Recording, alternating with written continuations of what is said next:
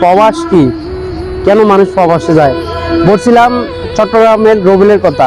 দেখুন ভাই, প্রবাসে কত রুলস, অথচ আমরা বাড়িতে থাকি স্বাধীনভাবে মায়ের ভাত খাই, বা মায়ের ভাত খাই, মায়ের পাক করা ভাত খাই, খাবার খাই, চলাফেরা করি। কখনো মা আমাদেরকে বলে নাই কিরে বাবা তুই ভাত বেশি খালি কেন, কম খালি কেন। মা ওরা চিল্লাই করে বাবা ভাত খাস না কেন, ভাত খা, জামা কাপড় দে, সব দে।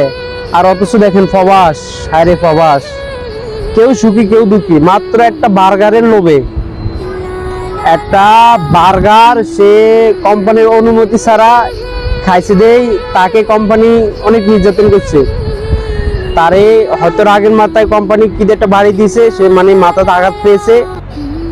দেখুন ভাই, মাত্র একটা বার্গারের জন্য একটা জীবন শেষ। তো তাকে কিন্তু রাগের মাথায় বার্গার খেয়েছে কোম্পানির অনুমতি ছাড়া, তাকে কিন্তু মাথা বাসে বাড়ি দিয়েছে।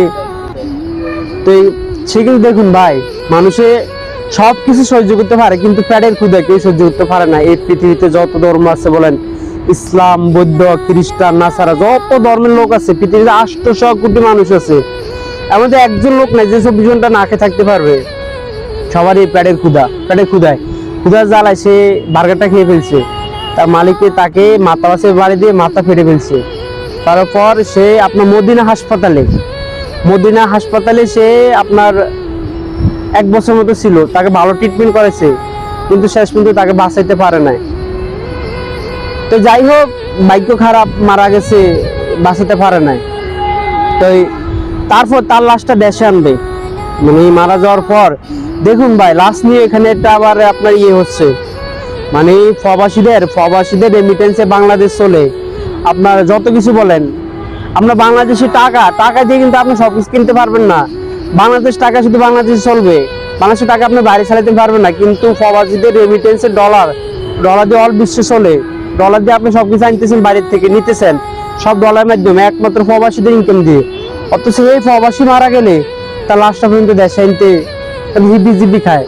বলছিলাম চট্টগ্রামের রবিলের কথা, তার লাশ 1 বছর পর্যন্ত আপনার পোস্টমর্টমে ছিল, আনতে পারে নাই। যাই হোক, 1 বছর পর তার লাশটা আপনার আনছে। আনার পর তার 2জন ভাই তার লাশটা হযরত শাহজালাল আন্তর্জাতিক বিমানবন্দরে আনার জন্য গেছে।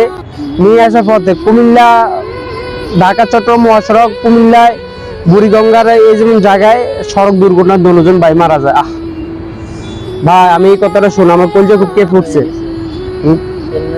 কলজাটা খুব কেঁপে গেছে ভাই। ভাগ্যের কি নির্মম পরিহার। সবাই দোয়া করবেন, আল্লাহ যেন তাকে জান্নাতুল ফেরদৌস দান করে।